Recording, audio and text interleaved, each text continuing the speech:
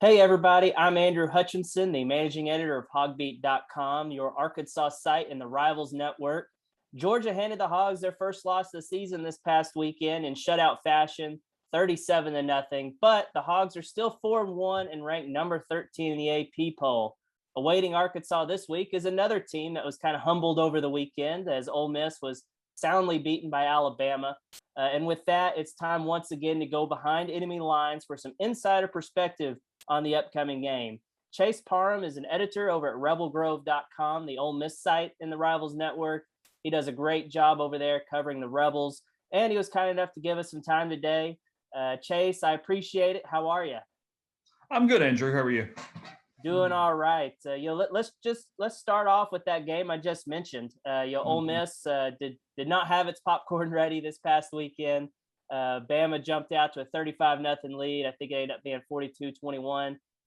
From your perspective, I know Arkansas lost to Georgia, and they shot itself in the foot, and they definitely didn't help themselves. But it was also very clear that Georgia was the better team.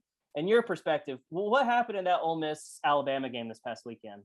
Yeah, it was interesting and it was somewhat humbling just looking at media predictions going in, frankly, even embedding predictions and different things because everybody had gotten so caught up on the fact that Ole Miss scored 48 points against Alabama a year ago and that they were able to kind of score at will. And you had Matt Corral in this offense that had done so many good things that they and me included, neglected the ways that Alabama had such an advantage, and that was the line of scrimmage. Alabama just dominated Ole Miss on the offensive line, on the defensive line, on the front seven on defense. They bottled up everything to a point that Ole Miss got behind schedule. They had some penalties, some different things. I think we undervalued how much Matt Corral making his first road start in a full stadium since 2019 was going to impact things.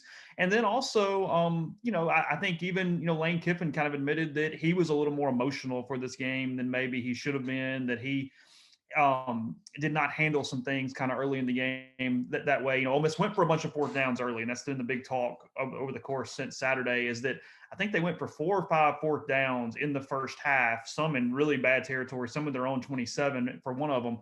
And they got a couple, but when they didn't get them, Alabama just scored and scored and scored and piled on. And it's been a big discussion about analytics because Lane defended his decision on Monday and said that he wasn't trying to play the game close, that he could have punted, he could have played the game closer, but to win the game, they had to keep those possessions going. So for Ole Miss, it was complete domination at the line of scrimmage. That's something they've got to get fixed. Frankly, going into this week against Arkansas, he's going to try to do some of the same things. Because Brian Robinson Jr. ran all over the Rebels. They struggle with their 3-2-6 defense that's new this season against the run. And we don't really know what this Ole Miss team is because you look at it and they beat up on Louisville, who's a good team. They're not a great team, but they're an okay team. Beat up a Tulane team, had been on the road forever. They played Austin Peay, but then Alabama is the number one or number two team in the country, depending on how you want to rate Alabama and Georgia. So I feel like we finally got into a game that feels like more of a litmus test, and it's taken 5 weeks to do that. Yeah, I was going to see kind of what's the team's mindset, based on your conversations with Lane Kiffin, the players and things, and how is the fan base kind of feeling after such a loss? The fan base has shaken it off better than I kind of expected. There was a lot of optimism that Ole Miss would at least play that game close in Tuscaloosa on Saturday. Again, because of last year and Matt Corral and different things. But I felt like for a day it went from mass hysteria of, oh God, suddenly Ole Miss is going to go 5-7 to kind of straightening it back out, realizing that it's Alabama, it's not the end of the world. I feel like it was a little tougher for Ole Miss this week than Arkansas. Where it was a straight free shot last weekend for both those teams, but Arkansas, with what was coming up and everything else, and going back to Georgia and the way that game went, I felt like they could look ahead quicker and kind of put it past them. I felt like it probably took Ole Miss an extra day than maybe it did Arkansas to put the game away. But Lane Kiffin said all the right things on Monday. He talked about, that you don't play well and Alabama's going to pop you. And then you move on and you try to do it to somebody else. It's just the way this team works. Matt Corral's done a really nice job from leadership standpoint because I'm going to sense some urgency for Ole Miss. I think at this point in the schedule, this is a really big momentum game from a program standpoint, from a season standpoint for Ole Miss, where they're probably going to be operating as efficiently as possible because it feels like that, where if you win, you're still on schedule. And yeah, you got beat by Alabama, but everybody gets beat by Alabama. If you lose and you're 0-2 in the league, you're at least, well, from maybe a tangible, but definitely a perception standpoint, maybe you're even behind Arkansas in the rebuild process in the SEC West. It just sort of feels like a pecking order game that Ole Miss is primed to at least play well and try to take advantage of their home field with. Yeah, and up until that Alabama loss, you mentioned Matt Corral. I think most people kind of considered him the Heisman front runner. I was wondering how has he evolved since last season? And of course, on top of that, everyone remembers the 6 interceptions he threw last year in Mhm. Fayetteville. Do you think that maybe serves as some motivation for him going into this week? You mentioned, or I guess I'll start from the beginning, what you said. I thought he played well on Saturday. They were so dominated at the line of scrimmage that he had the most pressure he's faced as a starting quarterback per Pro Football Focus on Saturday. He had barely over 2 seconds to pressure on the average pass attempt on Saturday. So even saying that, he almost completed 80% of his passes. He didn't throw an interception. He protected the ball pretty well, and while Alabama was clearly the better team, Matt Corral was still the better quarterback on the field between he and Bryce Young on Saturday. He's matured a ton. Arkansas took advantage of the drop eight, the making him identify coverage, all those things that we've talked about for a full year, what Barry Odom was able to do against Lane Kiffin and Jeff Lebby and the Rebels. And I think in some ways that game and the LSU game, it made Matt grow up. He's learned to be more consistent. He's learned to be better with the football. He's learned when to take chances and kind of be that Brett Favre kind of guy, and when to settle down and just know that there's a time to live, to play for another day. And to this point, he's not thrown an interception this season. He's been very sound, picking his battles. They've faced teams that have tried to emulate Arkansas. They Louisville. That's what they did. They ran this 3-2-6 kind of thing. Tried to drop eight. Tried to make him play with coverage, and he dinked and dunked and took the underneath stuff and tried to use the receivers' athleticism. And then when you get impatient and people have brought down coverage, then he's tried to go over the top to Braylon Sanders and exploit that. So no, I think we might look back and say that what Barry Odom in Arkansas did was the turning point of Matt Corral's career. I think it changed his projection a little bit, the way he has just operated as a quarterback, as a leader since that point. He's matured a ton, and it's why it's one of my interesting chess matches going into this week is do Sam Pittman and Barry Odom try to emulate it and do a lot of the similar things, or do they see where he's done such a good job against that since then and throw some different variables or wrinkles at him? But no, it was maybe the splice point of his career from that point to what he's done now, how he's improved, and how he's been able to be better at protecting the football, but still take shots when warranted. Yeah, Corral and the passing game, they get all the attention down there. But if you look at the stats, they also have a top 10 rushing attack. They're averaging over 240 yards a game on the ground. But what can you tell us about that ground game? So they got to run block a little better. That's the biggest thing. The offensive line, we knew that it wasn't deep. We knew that they pretty much just had 5, 6 guys, and if they had injuries in certain spots, they're going to be in trouble. But going into the season, everybody was really projecting a lot of high hopes on that offensive line. They have a center from Utah that transferred in, Orlando Amana. Otherwise, everybody's back from last season, other than Royce Newman, who's playing guard for the Packers right now. And it's a veteran group. It's a good group led by an interior All SEC guy in Ben Brown and a really good left tackle in Nick Broker. But they just got overwhelmed on Saturday, so they've got to bounce back. They've got to do better. And then what's interesting to me is how they've split carries. So Ole Miss has a three-headed kind of, I'd say monster, but that's probably too strong. A running back tandem.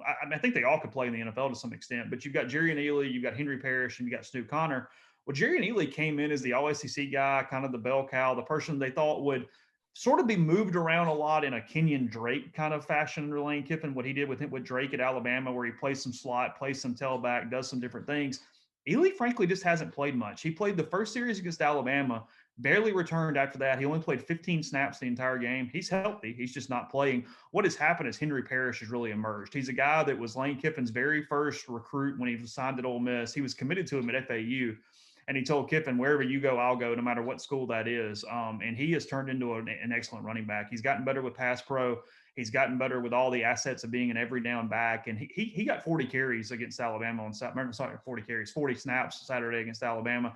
So he's really gotten in there. And then their banger, Snoop Connor, a guy that they really like playing in the second half when defenses get a little more tired. Snoop's the inside runner. He'll lean on you a little bit. He's a physical running back.